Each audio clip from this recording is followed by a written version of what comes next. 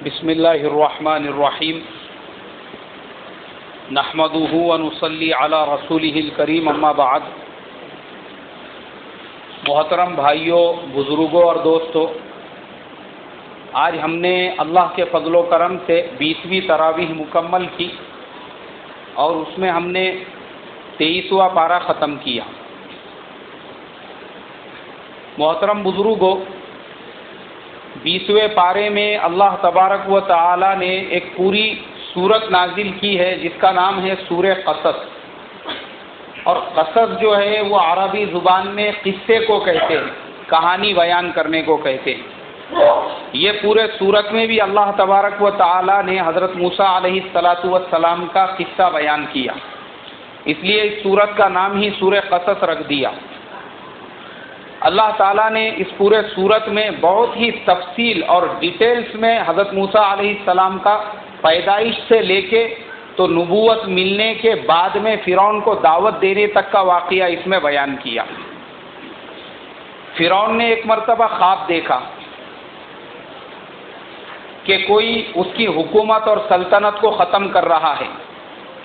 اب فرعون جو تھا میرے محترم بزرگوں، اس سے پہلے میں نے بتایا تھا کہ 550 سال تک اس کے سر میں درد بھی نہیں پیدا ہوا تھا، جس کی وجہ سے وہ یہ غلط فہمی میں مبتلا ہو گیا تھا کہ میں ہی خدا ہوں، میں ہی پروردگار ہوں اور میں ہی پوری دنیا کے نظام کو چلاتا ہوں۔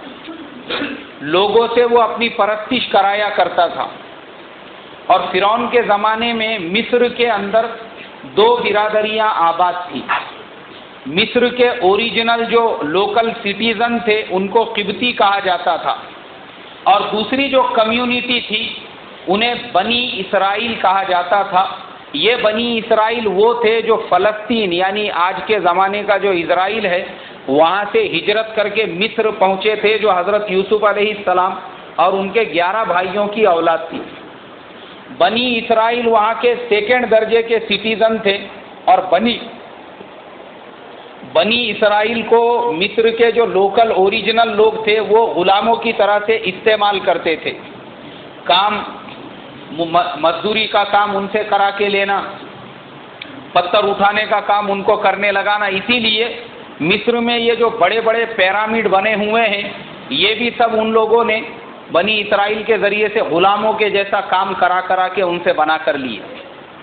تو بنی اسرائیل کے جو لوگ تھے وہ وہاں کے ایک دم یعنی آج کے زمانے کے حساب سے ہم اگر جنہیں دلت سے بھی گیا گزرا کہیں گے تو چلے گا، اتنی بری ان کی حالت تھی مصر کے اندر۔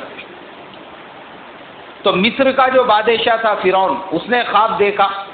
وہ خواب کی تعبیر اس نے خواب بتانے والوں سے پوچھا، بولے بھائی اس کا مطلب کیا ہے؟ انہوں نے کہا کہ یہ جو بنی اسرائیل ہے ہمارے یہاں پہ آ کے بسے ہوئے، ان میں ایک بچہ پیدا ہونے والا ہے، اور وہ بچے کے ذریعے سے تمہاری پوری حکومت ختم ہونے والی ہے۔ اب فرعون نے اسی ٹائم پہ حکم جاری کیا کہ بنی اسرائیل کی کوئی بھی عورت حاملہ نہیں ہونا چاہیے۔ اگر کوئی عورت حاملہ ہوتی ہے اس کا حمل گرا دو، اور اگر کوئی بچہ پیدا کرتی ہے تو اس کے بچے کو اسی ٹائم پہ قتل کر دو۔ اب فرعون کی جو پولیس جو سیکیورٹی تھی وہ بنی اسرائیل کے پورے محلوں کے اندر کھڑے کر دی گئی۔ جہاں کہیں بھی کسی بنی اسرائیلی کے گھر میں بچہ پیدا ہوتا اس کو قتل کر دیا جاتا۔ یذبحون ابناءہم ویستحیون نساءہم، قرآن میں جو اللہ نے کہا کہ چھوٹے چھوٹے معصوم بچوں کو انہوں نے ذبح کر دیا۔ کئی بچے ایسے ذبح ہو گئے۔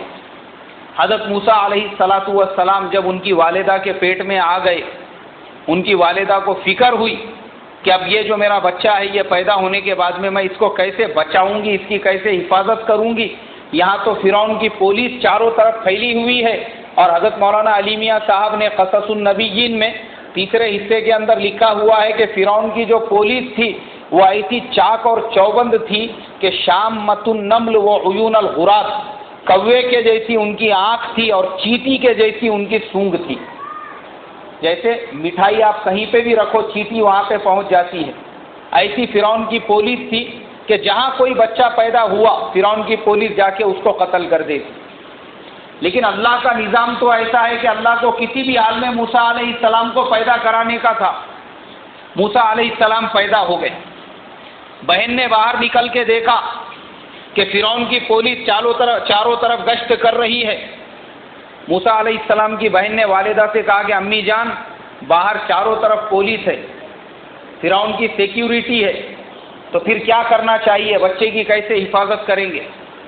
اللہ تبارک و تعالی نے حضرت موسیٰ علیہ السلام کی جو والدہ تھی ان کو الہام کیا، غیب سے ان کو یہ آواز پہنچائی کہ یہ جو معصوم بچہ ہے تمہارا، ابھی اسی وقت میں اس کو ایک صندوق کے اندر ڈالو اور وہ صندوق دریائے نیل میں لے جا کے چھوڑ دو۔ اب موسیٰ علیہ السلام کی والدہ جو تھی دل گوارا نہیں کر رہا تھا کہ اپنے پیٹ کی اولاد کو میں اپنے ہاتھوں سے صندوق میں ڈال کے کس طریقے سے دریائے نیل میں ڈال دوں، لیکن اللہ کا حکم تھا اور جانتی تھی کہ جس اللہ نے ڈالنے کا حکم دیا ہے وہ میرے بیٹے کی حفاظت کر کے رہے گا۔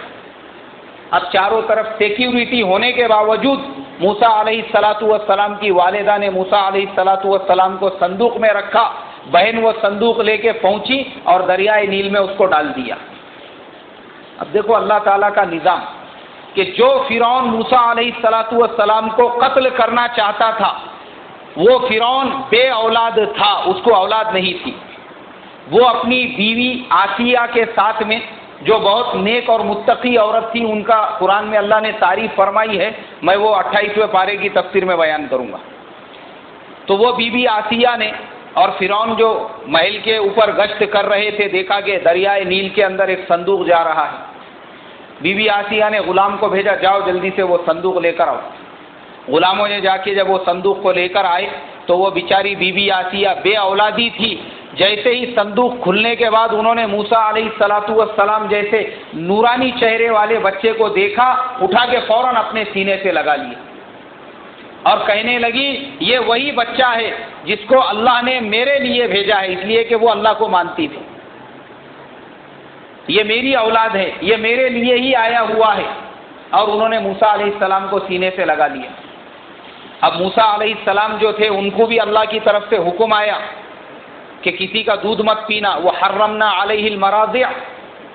اب موسیٰ علیہ السلام کو دودھ پینے کے لیے فرعون کے گھر کی طرف سے اعلان کیا گیا گاؤں کی عورتوں میں کہ آؤ بادشاہ سلامت کے بیٹے کو دودھ پلانا ہے، جو عورت بھی بچے کو دودھ پلائے گی اس کو گورنمنٹ کی طرف سے تنخواہ دی جائے گی۔ اب عورتوں کی لائن لگ گئی وہاں پہ، ہر عورت موسیٰ علیہ السلام کو اپنے گود میں لے کے دودھ پلانا چاہ رہی ہے۔ موسیٰ علیہ السلام نے کسی کے بھی تھن کو منہ نہیں لگایا۔ آخر موسیٰ علیہ السلام کی بہن نے دیکھا کہ یہ تو ہمارا ہی بھائی ہے، دوڑتی ہوئی اماں کے پاس میں آئی اور والدہ محترمہ سے کہا کہ امی جان ہمارا بھائی فرعون کے محل میں پہنچ چکا ہے اور بحفاظت ہے، کسی کا دودھ نہیں پی رہا ہے۔ والدہ دوڑتی ہوئی وہاں پہ گئی، موسیٰ علیہ السلام کی والدہ نے جیسے ہی موسیٰ علیہ السلام کو گود میں اٹھایا، موسیٰ علیہ السلام والدہ کے سینے سے چمٹ گئے اور دودھ پینے لگے۔ اب دیکھو خدا کا نظام کہ بیٹے کو ماں سے ملا دیا، ماں کو بیٹے سے ملا دیا، اور پہلے کہاں بستی میں رہا کرتی تھی اب فرعون کے محل میں پہنچا دیا، وہاں پہ ان کے لیے ایک روم بنا دیا گیا، ان کو گورنمنٹ کی طرف سے تنخواہ جاری ہو گئی۔ سگی ماں اپنے بیٹے کو دودھ پلا رہی ہے، لیکن اللہ نے ان کے بھی پرورش کا انتظام کر دیا، بادشاہ کے محل کے اندر رہنے کا انتظام، کھانے کا انتظام اور تنخواہ وغیرہ جاری ہو گئی۔ موسیٰ علیہ السلام بڑے ہوئے، جوان ہو گئے، لیکن موسیٰ علیہ السلام تو بنی اسرائیل سے تھے، اس لیے غریبوں کی اور مظلوموں کی ہمیشہ تائید کیا کرتے تھے۔ ایک راستے سے گزرنے لگے، بازار میں دیکھا کہ جو فرعون کے خاندان کے لوگ ہیں ان میں اور ایک بنی اسرائیلی میں دونوں میں لڑائی جھگڑا ہو رہا ہے۔ موسیٰ علیہ السلام نے بولے کس بات پہ سے لڑائی جھگڑا ہو رہا ہے؟ پتا چلا کہ لکڑی کا کچھ لین دین ہے، اس کے اوپر سے لڑائی جھگڑے ہو رہے ہیں۔ موسیٰ علیہ السلام کو غصہ آیا اور انہوں نے فرعون کے جو خاندان والا قبطی تھا اس کو ایک تھپڑ مار دیا۔ اب وہ تھپڑ نبی کی تھپڑ تھی، اور ایک نبی کو اللہ تبارک و تعالی 1000 پہلوانوں کی طاقت عطا فرماتا ہے۔ وہ جگہ پہ ختم ہو گیا، وہیں پہ مر گیا۔ جیسے ہی وہ مر گیا فرعون کی پولیس کے لوگ وہاں جمع ہونے لگے۔ موسیٰ علیہ السلام پریشان ہو گئے کہ میں کیا کروں۔ اب موسیٰ علیہ السلام اسی فکر میں تھے کہ فرعون کے محل سے حکم جاری ہوا کہ جس کسی نے بھی اس کو مارا ہے اس کو پکڑ کے فوراً قتل کر دو۔ ایک آدمی دوڑتا ہوا آیا موسیٰ علیہ السلام کے پاس، وجاء رجل من اقصى المدینہ یسعى قال یا موسیٰ ان الملأ یأتمرون بک لیقتلوک فاخرج انی لک من الناصحین، ابھی اسی وقت یہ شہر چھوڑ کے باہر نکل جاؤ، بادشاہ کی طرف سے تمہارے قتل کا حکم جاری ہو چکا ہے۔ موسیٰ علیہ السلام چلے مدین کی طرف۔ مدین کہاں ہے؟ یہ حضرت شعیب علیہ السلام کی سرزمین ہے، جہاں پہ اللہ تبارک و تعالیٰ نے حضرت شعیب علیہ السلام کو نبی بنا کر بھیجا تھا، پہاڑوں کی گھاٹیوں کے اندر۔ چلے گئے مدین کے قریب، چلتے رہے کئی دنوں تک۔ جب چلتے رہے پھر تھک ہار کے مدین پہنچ کے وہاں پہ ایک درخت کے نیچے بیٹھ گئے۔ جہاں کہیں پہ بھی قرآن میں حضرت شعیب علیہ السلام کا ذکر ہے، وہاں پہ آپ کے ساتھ میں مدین کا ذکر ہے۔ وَإِلَىٰ مَدْيَنَ أَخَاهُمْ شُعَيْبًا، ہم نے مدین کی طرف حضرت شعیب علیہ السلام کو نبی بنا کر بھیجا۔ اب شعیب علیہ السلام کا آخری زمانہ چل رہا تھا، بوڑھے ہو چکے تھے، بزرگ ہو چکے تھے، یہاں تک کہ بعض کتابوں میں ہے کہ نابینا بھی ہو چکے تھے، اتنی عمر ہو چکی تھی۔ موسیٰ علیہ السلام ان کے گاؤں میں گئے، درخت کے نیچے بیٹھے تو دیکھا ایک جگہ پہ جو ہے پانی کا جھرنا ہے، لوگ اپنے اپنے بکریوں کو وہاں پہ پانی پلا رہے ہیں، اور دو لڑکیاں وہ ایک طرف کھڑی ہوئی ہے اپنی بکریوں کو لے کر، ان کو کوئی پانی پلانے نہیں دے رہا ہے۔ اور بادشاہ کے یا وہاں کا جو سردار تھا اس کے لوگوں نے اس کے اوپر ایک چٹان رکھ دی ہوئی ہے، ایک ڈھکن ڈال دیا ہوا ہے اس جھرنے کے اوپر۔ موسیٰ علیہ السلام نے پوچھا کہ تم لوگ پانی کیوں نہیں بھر رہے ہو، اپنے بکریوں کو کیوں نہیں پلا رہے ہو؟ بولے یہ سب امیروں کی بکریاں ہیں، سرداروں کی بکریاں ہیں، یہ جب پانی پینے سے فارغ ہو جائیں گی اس کے بعد ہمارے بکریوں کا نمبر آئے گا۔ اب موسیٰ علیہ السلام تو اللہ کے جلالی نبی تھے، اور میں نے بتایا کہ 1000 پہلوانوں کی طاقت تھی۔ غصے میں انہوں نے وہ پتھر کو اٹھائے، جو پتھر اس جھرنے کے اوپر تھا، وہ جھرنا آج بھی موجود ہے دنیا کے اندر، اور اٹھا کے اس کو بازو میں پھینک دیا، کہا کہ آپ اپنے بکریوں کو پانی پلاؤ۔ انہوں نے اپنے بکریوں کو جلدی سے پانی پلایا اور اپنے گھر پہ چلے گئے۔ شعیب علیہ السلام نے پوچھا روزانہ تم لوگ تاخیر سے آتے تھے پانی پلا کر، آج اتنا جلدی کیوں آ گئے؟ بیٹیوں نے کہا کہ ابا جان، ہمارے شہر کے اندر ہمارے گاؤں میں کوئی مہمان آیا ہوا ہے، اور اس نے مسافر نے وہ پانی کا ڈھکن ہٹا دیا، جس کی وجہ سے ہمیں جلدی موقع مل گیا۔ شعیب علیہ السلام نے کہا کہ جاؤ ان کو لے کر آؤ۔ اب بیٹی گئی، حضرت موسیٰ علیہ السلام سے کہا کہ میرے والد حضرت شعیب علیہ السلام نے آپ کو بلایا ہے۔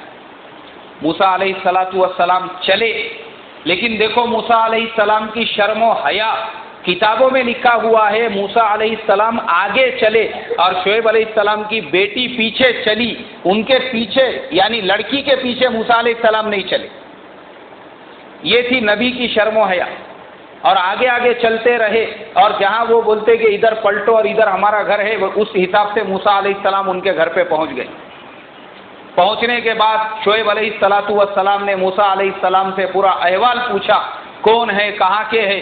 شعیب علیہ السلام سمجھ گئے کہ یہ طاقتور اور امانت دار آدمی ہے۔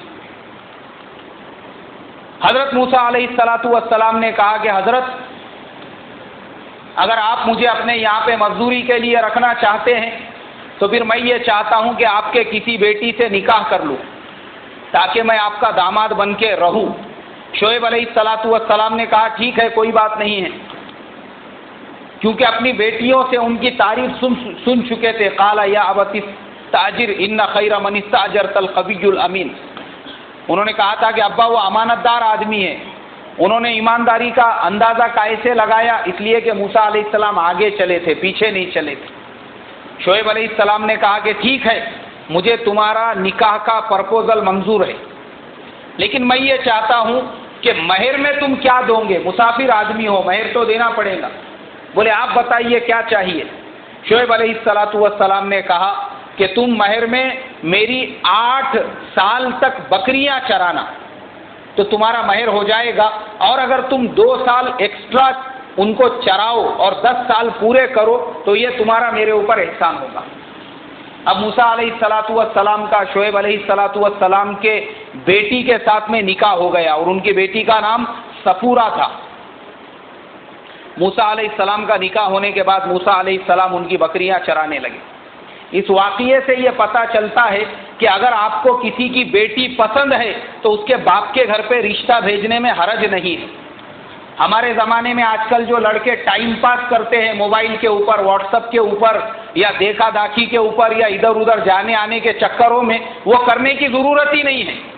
اگر آپ کسی کی بچی کو چاہتے ہیں یا اس کے گھر پہ رشتہ بھیجنا چاہتے ہیں، یہ بھی نبی کی سنت ہے، کسی کے ذریعے سے فوراً رشتہ بھیجو اور لوگوں کو ولیمہ کھلاؤ۔ اپن بھی گناہ میں مبتلا مت رہو اور دوسروں کو بھی گناہ میں مبتلا مت رکھو۔ سادے سمپل لوگ تھے، ہمارے زمانے کے جیسے فارملٹیز والے لوگ نہیں تھے۔ ہمارے زمانے میں ایسا ہو چکا ہے، اگر کسی کو کسی کے گھر میں رشتے کی بات کرانے کا ہے، اس میں 6 مہینے لگ جاتے، بعض جگہوں پہ 1 سال ہو جاتا ہے، اور بعض جگہ تو ایسی ہوتی ہے بیچ میں جو ایجنٹ ہوتا ہے اس کو کھلانے پلانے میں 8-10 ہزار روپے خرچہ کرنا پڑتے ہیں۔ اس کو کبھی مدینہ میں لے جا کے کھانا کھلانا پڑتا ہے، کبھی ساحل میں لے جا کے کھانا کھلانا پڑتا ہے، تھوڑا ایٹیٹیوڈ زیادہ ہے تو کبھی بلو نائل میں بھی لے کے جانا پڑتا ہے کہ بابا جا کے کم سے کم وہاں بات تو کر بول کے، تو اس کے نخرے اتنے زیادہ ہوتے ہیں۔ لیکن وہ نبیوں کا زمانہ دیکھو کیسے سادگی والا تھا۔ موسیٰ علیہ السلام کو شعیب علیہ السلام کی بیٹی پسند آئی، فوراً انہوں نے بات کر دی کہ بھائی میں نکاح کرنا چاہتا ہوں، اور شعیب علیہ السلام نے قبول کر دیا، اور 10 سال تک حضرت موسیٰ علیہ السلام شعیب علیہ السلام کی بکریاں چراتے رہے۔ اب 10 سال کا زمانہ پورا ہو گیا۔ 10 سال پورے ہونے کے بعد میں حضرت موسیٰ علیہ السلام اپنی بیوی حضرت صفورہ کو ساتھ میں لے کر واپس اپنے ملک کی طرف روانہ ہوئے، یعنی مصر کی طرف۔ بیوی صفورہ جو تھی وہ حالت حمل میں تھی، سردی کا موسم تھا، تیز ہوائیں چل رہی تھی، اور ٹھنڈ کی وجہ سے بیوی صفورہ جو تھی ان کا بدن یعنی تکلیف ہونے لگی، سردی برداشت نہیں کرنے لگی۔ وہ موسیٰ علیہ السلام نے دیکھا رات کا اندھیرا ہے، آگ کا یہاں پہ کہیں پہ انتظام نہیں ہے، تو دیکھا کہ کوہ طور کے اوپر، یہ کوہ طور جو ہے میرے محترم بزرگوں آج بھی یہ اس علاقے میں موجود ہے، جارڈن اور اسرائیل اور فلسطین کا جو علاقہ ہے، آج بھی ہے وہ پہاڑ۔